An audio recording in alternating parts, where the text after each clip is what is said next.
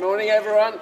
Days after his unprecedented decision to quit as Archbishop of Canterbury, Justin Welby has written to John Smyth's victims to apologise and offer to meet them. In the letter, the Church of England says it accepts the harm caused to you and would like to say sorry for the abuse that you have suffered and acknowledge the impact that this has had. Mr Welby has accepted in an interview with Channel 4 News last week that he was wrong to delay meeting victims for years. I agree that was 3 years too long. You know, you can take advice and blame other people and all sort of stuff, but it doesn't matter. It's my responsibility that I didn't follow that up quickly enough or well enough. Mr Smyth, Cathy Newman from Channel 4 News. We're told that you beat young men until they bled. Why did you do that? I'm not talking about that. An official review ordered after this programme's 2017 investigation into Smyth declared last week that he was the Church of England's most prolific serial abuser. But we understand that while victims have received an apology, they won't qualify for financial compensation. The Reverend Ian Paul is a General Synod member who sits on the Archbishop's Council, responsible for signing off on a £150 million fund to compensate victims of abuse. One of the things that's strange about this is that this is not abuse that happened in the Church of England. John Smyth had connections with the Church of England, but the abuse happened primarily in connection with Winchester, with the school there, and in his own home. So this is not a question about abuse that's happened in the Church of England. Smyth was a barrister and an evangelical Christian who in the 1970s and 1980s held leadership roles in the UN Trust, a charity that organised summer camps. Last week's official review by Keith Makin described him as associated with the Church of England.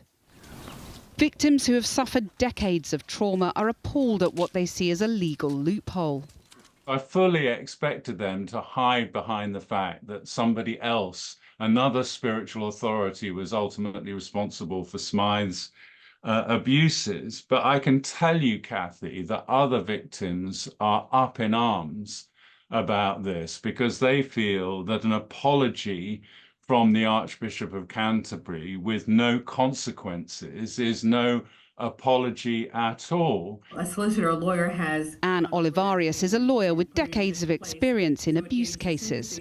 Well, I have certainly, taken that group and just sectioned them off for their own reasons. It may well be because the amounts of money that would be due are significant. I think it is obviously a nonsense, but of course there may be others like John Smyth. We don't know that he's the only serial abuser. And, we know in churches like the Catholic Church, the Buddhist, there are a number, even many serial abusers. So, once they open the door to this, they will have their hands full. While Justin Welby is quitting, many other bishops are still under pressure to do so. Victims have demanded that the Church accept full responsibility ever since we first reported on the Smyth scandal in 2017. The Archbishop of Canterbury has now done so, but the pressure is on others named in the Makin review who knew about Smyth's abuse but failed to do enough to stop it. The former Bishop of Ely, now in the Lincoln Diocese, is under growing pressure to resign over his failure to warn the authorities in South Africa, where Smyth spent the last years of his life, about the full extent of his abuse. I've got the diary. One victim, Graham, was the first to raise concerns about Smyth with the Ely Diocese back in 2012. Emails seen by this programme reveal that Justin Welby's Chief of Staff told Graham that the Archbishop of Canterbury had repeatedly asked Stephen Conway if he'd warned his colleagues in Cape Town about Smyth. Over the following year or so, when Archbishop Justin saw the Bishop of Ely at several meetings of the House and College of Bishops and the Archbishop's Council, he regularly inquired about how this was being progressed. Earlier this week, Bishop Stephen Conway told us he did all within his authority as a bishop of the Church of England, but admits he was not rigorous in pursuing a warning about Smyth's abuse. For decades, victims have begged the Church to face up to what Smyth did. They say they won't rest until they get justice and accountability at last. And in the wake of the Archbishop of Canterbury's resignation over Smyth's abuse, there are growing calls for senior leaders in the Anglican Church in Zimbabwe and South Africa also to face accountability for similar safeguarding failures. Amelia Jen is in South Africa now for us. Amelia.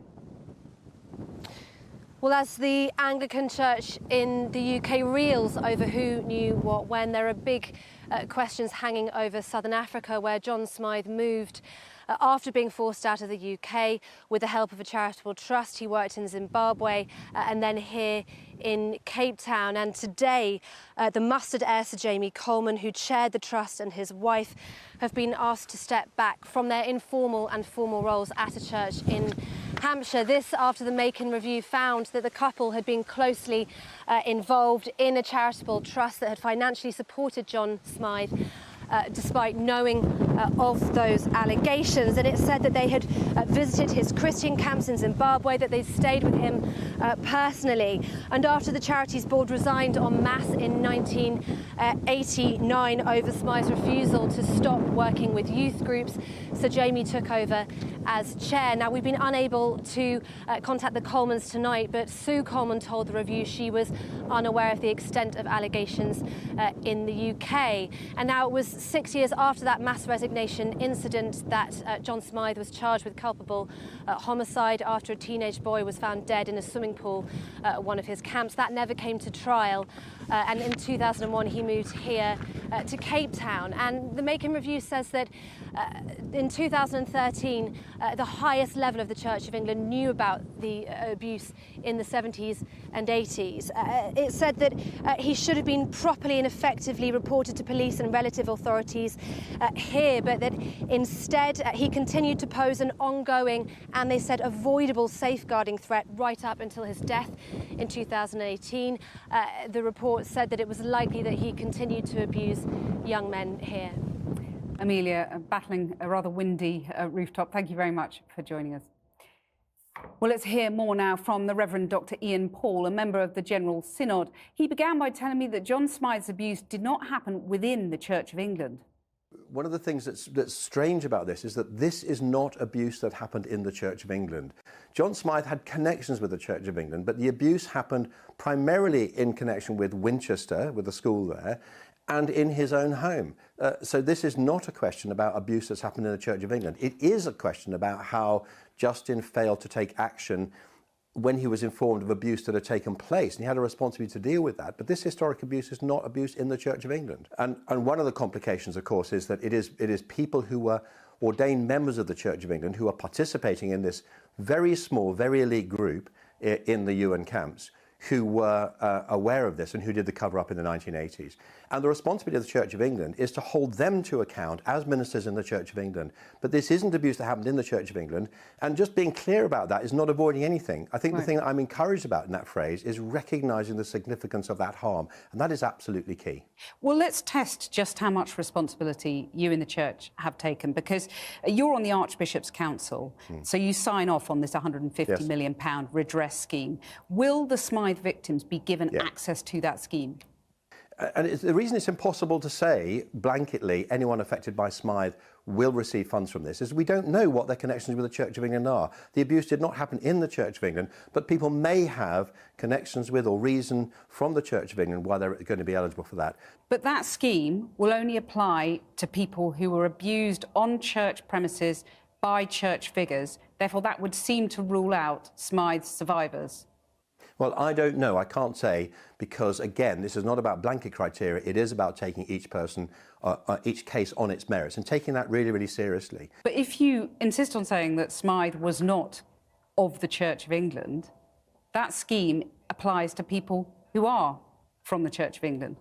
It does, but the question is, where are the boundaries of responsibility? We want to draw the boundaries as broadly as we can, but we're not in a position to say anybody who ever was abused by anybody in the country somehow is now the responsibility of the Church of England. We're not. And again, the difficulty is here that because we haven't done the simple things that we could have done in the past, meet survivors, listen to them, then now the demands are escalating. So isn't the reality that you don't want to open the floodgates to people who have been abused not on church premises, not by people who you, in quite a sort of legalistic definition, are not church figures? Is that right? It's not about being legalistic, it's about being appropriate in terms of the boundaries of our responsibility. We cannot feasibly compensate anyone who's experienced abuse in any context. But what we do want to do is fulfil our responsibility in partnership with survivors, advising and consulting all the way through the process to ensure that we can provide as much support as possible. But that then absolves the church, does it not, of responsibility to compensate victims? It doesn't absolve us of anything for which we're responsible. As I say, the redress scheme is for those who've been abused in the Church of England and for whom we have responsibility. We've been constantly in conversation with survivors so that the scheme is as generous as it possibly can be. We've seen Justin Welby quit this week, but there are other resignations seemingly afoot. The Reverend Sue Coleman and her husband stepped back from voluntary roles in the church this afternoon. Do you welcome that? Quite possibly. I haven't seen those emails. I don't think they're part of Makin's report. But if that's not, the they're case, emails then from a I think victim. he has a case to answer. Dr. Ian Paul, thanks very much. Well, we asked the Bishop of Winchester, who's the chair of the Redress Project Board, for an interview, but he wasn't available.